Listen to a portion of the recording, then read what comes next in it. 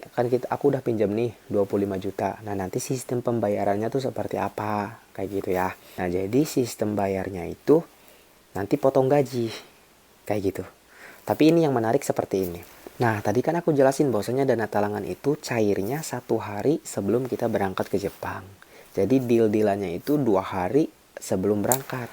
Halo brother, assalamualaikum warahmatullahi wabarakatuh. Selamat malam kawan-kawanku dimanapun kalian berada. Kembali lagi bersama aku di sini, Ojak, di channel yang penuh suka duka ini ya teman-teman ya. Teman-teman, mungkin di video kali ini aku mau sedikit sharing terkait dengan banyaknya pertanyaan yang datang dari teman-teman kita yang bertanya tentang bagaimana sih sistem dana talangan untuk magang ke Jepang gitu kan. Sistem dana talang atau lebih familiarnya itu disebut dana pinjaman untuk magang ke Jepang gitu kan. Jadi sistem pinjamnya seperti apa, nanti bayarnya bagaimana. Mungkin banyak teman-teman yang belum tahu gitu. Jadi yang belum tahu dan pengen tahu, jadi kalian bisa simak sampai selesai gitu kan. Dan tentunya aku mau bagiin ini sesuai dengan apa yang aku alami gitu kan ya. Jadi sesuai dengan pengalaman aku aja gitu. Mungkin akan berbeda dengan teman-teman yang lain karena kan setiap LPK memiliki sistemnya sendiri gitu kan. Tapi ya kalian mau dengar ceritaku, aku bakal ceritakan. Oke, jadi buat teman-teman semua nih yang pengen pergi ke Jepang untuk bekerja ataupun untuk magang, tapi kalian tidak memiliki modal ataupun biaya yang cukup untuk prosesnya gitu kan. Nah, kalian bisa ikutin cara aku, yaitu aku mengambil opsi dana talangan atau dana pinjaman. Gitu, aku pun sama tidak memiliki modal, tidak memiliki biaya yang cukup untuk proses ke Jepang ini gitu kan. Tapi alhamdulillahnya aku mengikuti seleksi di LPKJI ASE namanya gitu kan ya. Kalau kalian belum tahu ceritanya gimana aku bisa ke Jepang, kalian bisa tonton di video-video sebelumnya, itu kalian bisa cari ke bawah, tuh aku sering bahas gitu kan ya. Tapi di sini aku nggak bakal bahas lagi ceritanya dari awal, aku bakal bahas ini sistem dan talangannya seperti apa. Nah, singkat cerita aku lolos di seleksi LPKJI ini. Nah, LPKJI ini dia programnya itu program magang ke Jepang dengan menggunakan dana talangan, dana pinjaman. Nah, berasal dari mana nih dana pinjaman ini gitu. Jadi sebenarnya dana pinjaman ini bukan berasal dari LPK, tapi berasal dari Bank Negara Indonesia, Bank BNI gitu. Nah, jadi LPK ini tuh bekerja sama dengan Bank BNI. Nah, jadi nanti kita sendirilah yang meminjam ke Bank BNI tapi ditengahi oleh LPK ini. Nah, kapan si dana talangan itu cair? Dana talangan itu cair 1 hari sebelum kita berangkat ke Jepangnya.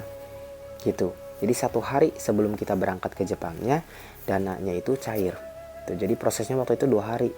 Jadi nanti ada pihak dari bank, kemudian pihak LPK di tengah-tengah. Nah, ini pihak kita gitu. Jadi LPK ini meminta bantuan Bank BNI untuk memberikan dana pinjaman kepada siswa, kepada kita sebesar 25 juta per orang.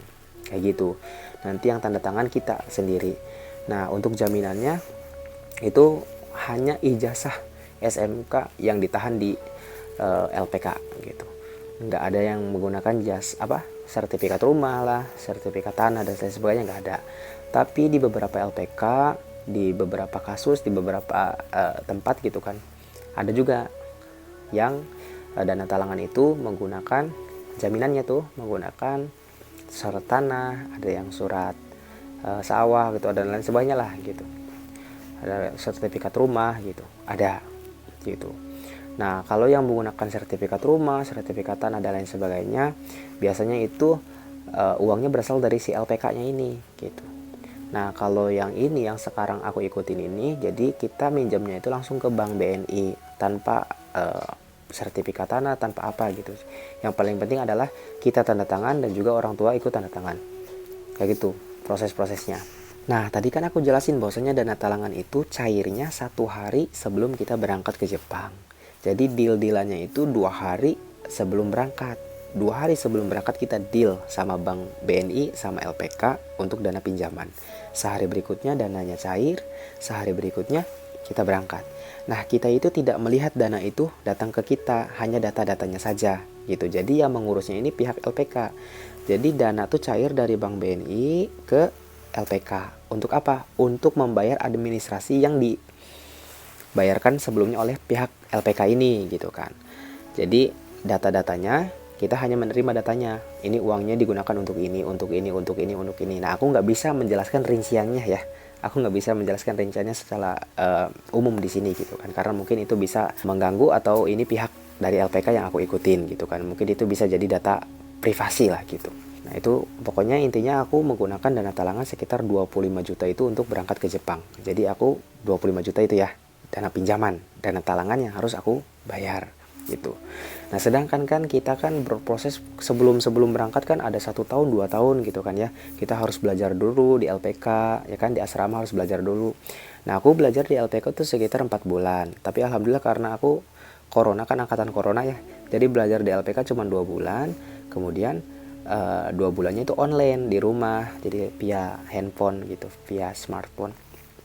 Nah ini kita membutuhkan biaya kan, aku dari Subang harus LPK-nya tuh di Yogyakarta, ongkos ke sana, belum di sana makan. Nah makan tuh kita patungan sama temen gitu, makan patungan sama temen. Kemudian juga untuk tempat tinggal di asrama itu kita cuma bayar 1 bulannya tuh 200.000 kalau nggak salah ya, 200 ribuan deh kayak gitu, murah lah, 200 atau 400 aku udah lupa ya, karena itu 2019 lalu gitu kan. 2 bulan tuh aku bayar cuma 500.000, jadi 250-an lah, sekitar segitu. Nah kemudian kan kita harus kayak cek gigi, cek kesehatan, nah itu biaya kita sendiri, kita biaya pribadi gitu. Kemudian kita harus MCU, nah MCU biaya kita. Terus waktu corona kan harus apa, tes PCR yang kayak gitulah dan lain sebagainya ya, itu juga biaya kita sendiri. Nah kita harus menyediakan biaya itu tuh, biaya mondar mandirnya lah, biaya pengurusan datanya lah, dokumen kayak gitu, harus ini ngeprint itu kayak gitu, biaya kayak gitu. Nah untuk biaya pelatihannya seperti gurunya lah, untuk belajar bahasa Jepang, buku-buku dan lain sebagainya, itu sudah termasuk di dana talangan yang 25 tadi gitu. Udah termasuk tuh di 25 tadi. Kita mah cuman menyediakan kayak buat makan di sana, bayar asrama pun cuman sebulan kayak ngekos lah, 200-300 ribuan per bulan gitu. Untuk ongkos bolak-balik kayak gitu. Biaya yang harus aku siapkan. Nah, aku tuh habis ya selama proses itu tuh gitu. 10 juta tuh habis, 10 jutaan lah. Habis tuh teman-teman. Mungkin setahun, 2 tahun lebih itu aku proses ya untuk beli. Kalau Zoom kan kita via online kan ya, belajar via online kan kita butuh kuota tuh, butuh kuota yang kenceng, kuota yang banyak gitu. Jadi alhamdulillah waktu 2 bulan pas pelatihan lanjutan karena online, jadi biayanya lebih murah karena cuman cukup beli kuota gitu, nggak harus ke sana, makan kan bisa di rumah kayak gitu. Kalau pelatihan ke sana kan waktu di Jogja kan kita makannya lah, ongkosnya lah gitu, lumayan banyak tuh di sana. Kemudian juga karena gigi aku bolong kan ya, jadi harus ditambal-tambal tuh. Jadi buat teman-teman yang giginya bolong terus harus ditambal-tambal kayak gitu. Oke, skip sampai di sini aja cerita tentang ini. Nah kemudian kita masuk ke tadi kan, aku udah pinjam nih 25 juta. Nah nanti sistem pembayarannya tuh seperti apa kayak gitu ya. Nah jadi sistem bayarnya itu nanti potong gaji kayak gitu. Tapi ini yang menarik seperti ini. Jadi bukan semata-mata kita dipotong gaji terus langsung bayar ke bank, enggak kayak gitu. Nah sistemnya itu kita harus nabung nih ke bank BNI sekitar mungkin 2 juta per bulannya tuh. 2 juta per bulan tuh kita harus nabung ke bank BNI selama kita 3 tahun di Jepang kayak gitu. Jadi auto debit langsung diambil dari gaji kita nih, gaji kita di Jepang itu nanti langsung diambil oleh BNI sekitar 2 juta per bulannya tuh, 2 juta kayak gitu diambilnya. Nah aku bilangnya sekitar ya gitu, karena kalau di Jepang kan 20.000 yen, nah itu bisa datangnya tuh bisa 2.200.000, 2.100.000 kayak gitu. Jadi sekitar 2 juta per bulan kita nabung terus selama 3 tahun kayak gitu ya.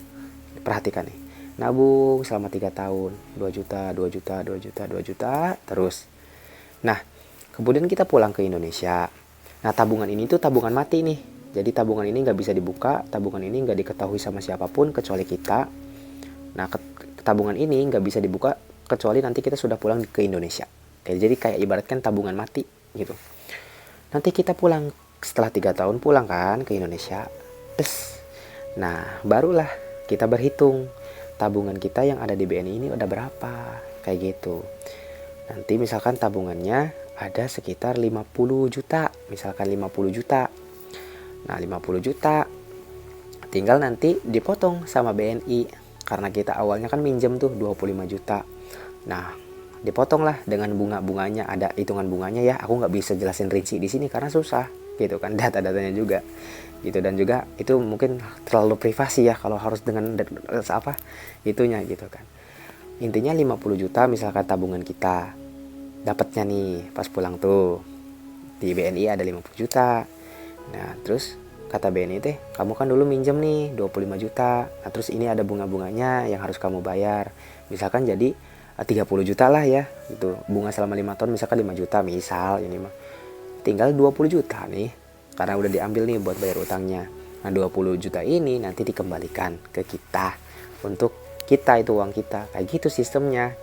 Jadi bukan semata-mata kita gajian dipotong langsung bayar gitu, dipotong langsung bayar, enggak. Jadi kita 3 tahun tuh bakal terus dipotong untuk nabung kayak gitu, nabung.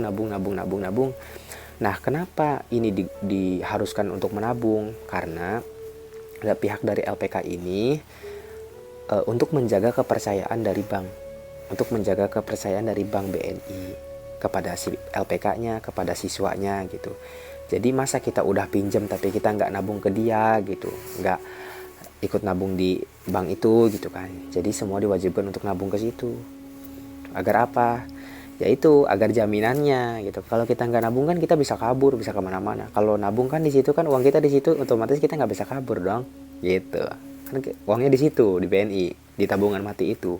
Kalau kita hanya nggak datang, nggak bakal bisa dibuka. Gitu. Seperti itu. Nah nanti untuk pengurusannya pun, untuk membuka tabungannya itu pun melibatkan LPK juga, dibantu juga nanti oleh pihak LPK-nya gitu. Jadi alhamdulillah kalau di LPK yang aku ikutin ini secara apa ya, alur gitu, secara prosesnya itu benar-benar jelas, benar-benar dibantu full gitu. Aku sama sekali nggak tahu menahu lah istilahnya gitu, hanya tahu dengan data-datanya gitu kan, ini loh gitu. Dan data-datanya pun jelas. Jadi setiap bulan tuh data tabungan kita di BNI itu dikasih juga gitu kan. Nah misalkan auto debitnya gagal ya, uangnya gagal nih, gagal masuk ke bank BNI, nanti kita dihubungin, ini kamu Rojak gagal gitu kan, tolong nanti kirim ya ke BNI gitu kan, 2 juta gitu kan. Seperti itulah prosesnya untuk dana talangan ini. Nah tentunya setiap LPK sistemnya beda-beda. Kalau di LPK yang aku ikutin kurang lebih seperti itu. Barangkali bisa menjadi gambaran buat teman-teman semua ya. Dan alhamdulillah teman-teman ya, kalau menurut aku pribadi ini cukup membantu. Karena apa? Karena kalau misalkan kita menggunakan biaya pribadi ya, dana pribadi untuk magang ke Jepang ini, kalau aku nggak mampu, nggak bisa. Apalagi kalau misalkan harus sertifikat tanah nggak punya, aku nggak punya tanah gitu ya. Aku cuma punya rumah satu-satunya, itu pun rumah bapak, masa mau sertifikatnya mau jadi jaminan juga gitu kan, nggak bisa. Jadi nggak ada yang bisa dijual, nggak ada yang bisa diapa, aku benar-benar nggak punya uang teman-teman ya. Dan untuk modal apa ya, ongkos bondar mandir dan lain sebagainya pun aku itu dapat minjem tuh yang 10 juta itu. Jadi alangkah baiknya kalau misalkan teman-teman tuh bekerja dulu di Indonesia. Kalian kerja dulu di Indonesia, kalian punya tabungan kan? Ada 10 juta, 20 juta, 30 juta lumayan lah. Nah itu bisa kalian buat proses nanti ke Jepang. Untuk apa nih? Kalau misalkan kalian kerja dulu tuh, kalian udah punya tabungan sendiri. Jadi enak nanti proses magang ke Jepangnya tuh nggak merepotkan orang-orang, nggak merepotkan keluarga kalian gitu. Nah, jadi enak lah gitu. Kalau aku nih agak susah, agak sulit karena aku nggak punya uang sendiri ya. Jadi aku dibantu sama keluarga aku pinjam.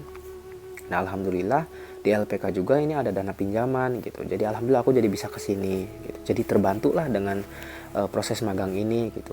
Dan aku benar-benar menutup mata tentang gaji ya teman-teman ya. Pada saat itu yang penting aku bisa datang ke Jepang untuk mendapatkan uang, untuk aku bisa nabung gitu, untuk aku bisa kerja gitu. Mau gajinya nanti seberapa nanti insya Allah aku udah merasa benar-benar cukup lah ini begitu, benar-benar luar biasa pisan gitu, daripada diriku yang sebelumnya yang nggak ada pekerjaan sama sekali, nganggur gitu kan gitu. Jadi ya gitu, insya Allah untuk dana talangan itu kebayar, asalkan ya kitanya kerjanya bener ya di Jepangnya, jangan sampai kita kerjanya bikin onar kemudian kita dipulangkan gitu, itu jadi masalah gitu ya. Jadi ada intinya mah di diri kita sendiri itu, masalah yang terjadi, apapun masalah yang terjadi itu karena kita sendiri Jadi misalkan kalian takut, aduh nanti takut nggak kebayaran, gimana, takutnya nanti aku dipulangin gitu. Nah ketakutan-ketakutan itu tuh yang merusak kalian sendiri gitu. Jadi jangan banyak takut gitu. Kalau misalkan kitanya nggak punya niatan untuk kerja nggak bener gitu. Kalau kitanya kerjanya bener mah insya Allah lancar. Kalau kita punya niat yang baik mah insya Allah lancar apapun gitu. Kalau kitanya nggak punya apa ya, kecurangan dalam diri kita gitu, insya Allah gitu lancar. Yang penting tuh bersih, hati bersih, pikiran bersih, jernih lah. Selalu tuh berpikir positif gitu, positif positif, maka hasilnya pun akan positif gitu. Jangan terus berpikiran negatif, takut ketipu, takut apa, takut ini, takut itu gitu kan. Waspada boleh ya, waspada boleh gitu, karena banyak juga penipuan-penipuan, tapi jangan terlalu gitu. Jadi biasa aja. Yang paling penting kita harus benar-benar bersih lah, positif, oke? Positif selalu ya. Benar-benar bermanfaat nih, benar-benar menjawab gitu kan. Dan aku juga benar-benar menjelaskan sesingkat mungkin, karena kalau misalkan panjang-panjang teman-teman juga bosan ya nonton kayak gini ngobrol-ngobrol gitu nggak jelas gitu. Jadi terima kasih buat teman-teman yang sudah nonton juga, yang sudah mengklik video ini gitu kan. Mudah-mudahan bermanfaatnya. Jadi aku pamit. Nanti kalau misalkan ada pertanyaan lagi dan aku bisa menjawabnya, aku bakal jawab gitu. Oke? Bye bye. Selamat malam. Assalamualaikum.